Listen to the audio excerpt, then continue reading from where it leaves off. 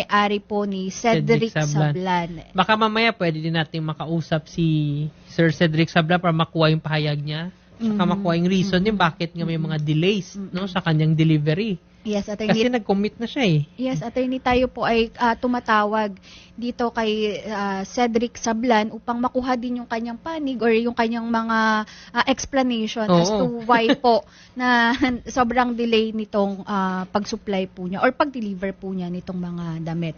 At saka pwede din natin siguro habang hinintay natin sila, kung makausap natin yung mga taga-NBI, baka mapaimbestigar. Kasi yung mga uso na ngayon yung mga online scam eh. Hindi po na pasahin ka nga i-deliver nila after mo magbayad, minsan bablock ka na, hindi ka na maano. Attorney, dahil dyan sa sinabi mo, nandito po sa ating linya si Assistant Regional Director ng NBI NCR, si Assistant Regional Director Eric Mercado. Ayan, timing. Good afternoon po, RD Eric Mercado. Magandang hapon po sa inyong lahat at ating mga tagap. Ayan, ang Sir Eric, good afternoon. Sir, regarding po sir dito sa nilapit na complaint ni Sir Roldan, kasi na bumili daw siya sir sa NTX Printing ng mga para sa clothing business niya, ng mga supplies. So nag-commit sir nga dapat mag-deliver na by February, kaso hindi talaga sir na-deliver. Hindi nakapag-commit, hindi na-deliver yung mga shipments na mga supply. So, pero, kinuha na, buo yung payment, sir. Pag sa mga ganitong mga scenario ba, sir, ano po, sir, yung mga possibly, sir, makaharap, sir, ng NTX Printing pag mapatunayan, sir, na may lapses talaga sila? Ganito po yung sir, ano po. We have to look into two issues. Number one, talaga bang yung kabilang party ay engaged at may kakayahan na mag-deliver ng mga ipinangakong mga items? Number two, wala ba silang capacity na mag-deliver dyan? In short, baka naman hindi talaga sila engaged sa itong business.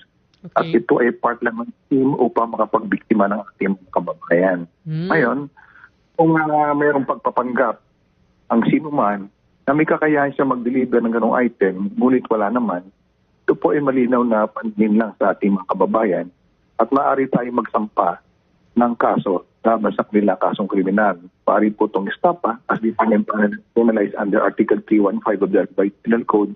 At kung ano mga iba't na paglabag sa batas, depende po kung paano is nakatuparan yung transaction between the complainant at saka ito pong ating suspect. Kaya po kung makabubuting magsadya sila sa tanggapan ng NBI na pinakamalapit, upang maayudahan po sila, matulungan sila ng ating NBI sa mga tamang akbag dapat gawin. Ayan sir, ayan maganda sir nga paliwanag yan, at least also for the benefit of all netizens din. Kasi right now, medyo prevalent na ngayon yung mga online scam eh. Yung nagpapanggap sila na may legitimate business, sila magpo-post sila ng page nila sa Facebook, karamihan sa mga buyers ngayon, minsan nagre-rely dyan eh, sa mga social media. So whenever they buy, na-scam pala sila kasi wala naman talaga kapasidad or sometimes the business is not even existing. Puno yung pera. So pag ganito pala sir, pwede, at least na nabigyan ng linaw yung mga netizens natin na pwede sila magsampa ng kaso ng estafa at saka lumapit lang sila sa pinakamalapit na NBI para ma-assist sila.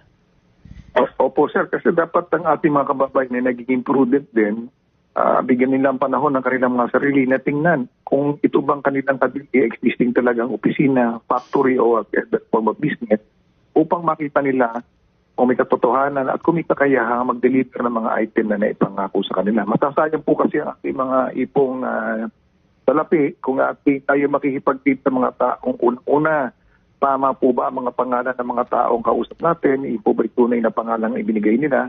Pangalawa, yung location, yung lugar ng opisina ng sinasabi nila, dapat din po natin makita. So, as I have said, we need to be prudent. Mag-exert din tayo ng ating... yes, sir. Tama, sir. Dapat, sir, nag-exert din yung mga buyer ng due diligence on their part na i-verify din yung credibility at saka yung existence ng kanilang supplier. Upang maiwasan ang pagiging biktima ng ating mga kababayan. Tama, sir. Sige, sir, kausapin na namin ulit, sir, muna sa kabilang line si Sir Roldan para sir ikwento yung mga nangyari. Sir, continue, sir, bago ka, sir, naputo, sir. Sige, sir, pakikontinue lang, sir.